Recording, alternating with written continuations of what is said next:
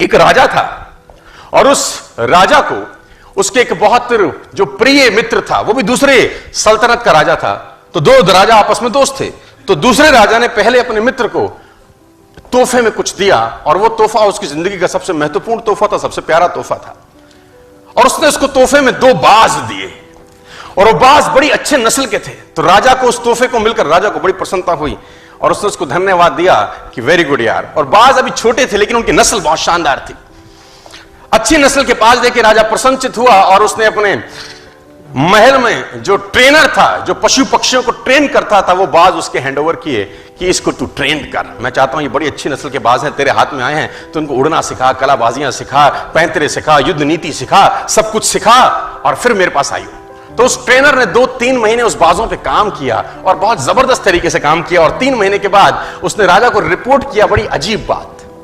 उसने राजा को कहा, राजा साहब, हालांकि आपने जो बाज दिए थे वो हैं तो बड़ी अच्छी नस्ल के, लेकिन एक प्रॉब्लम मुझको आ रहा है और मैं चाहता हूं आप उसको समाधान करिए। तो राजा ने बोला, प्रॉब्लम क्या है? उन्होंने बोला, एक बाज तो शानदार उड़ता है, मस्त उड़ता है, कलाबाजी भी करता है, जैसा सिखाता हूं वैसा सीखता है, एक साला उड़ता ही नहीं है, हालांकि दोनों अच्छी नस्ल के हैं।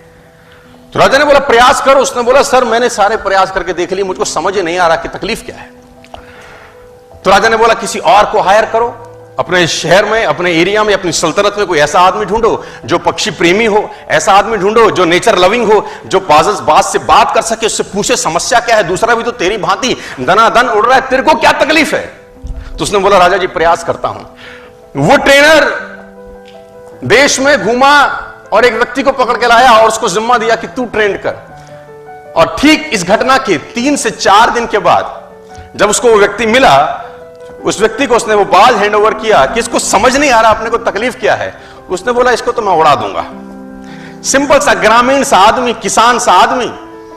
अगले ही दिन राजा उन बाजों को देखने आया तो दोनों के दोनों मस्त उड़ रहे थे। राजा ने बोला कि ये कैसे चमत्कार किया? तो बोला, ये तो साधारण सा एक गांव वाला है, इसने कर दिया ये काम। तो उसने गांव वाले से, राजा ने पूछा, तूने क्या किया? उसने बोला, मैंने कुछ नहीं किया, जिस शाखा पे बैठा था उस शाखा को मैंने काट दिया, अपने आप उड़ने लगा। I simply just cut the branch। तो कौन सी शाखा पे आप बैठे हो यार?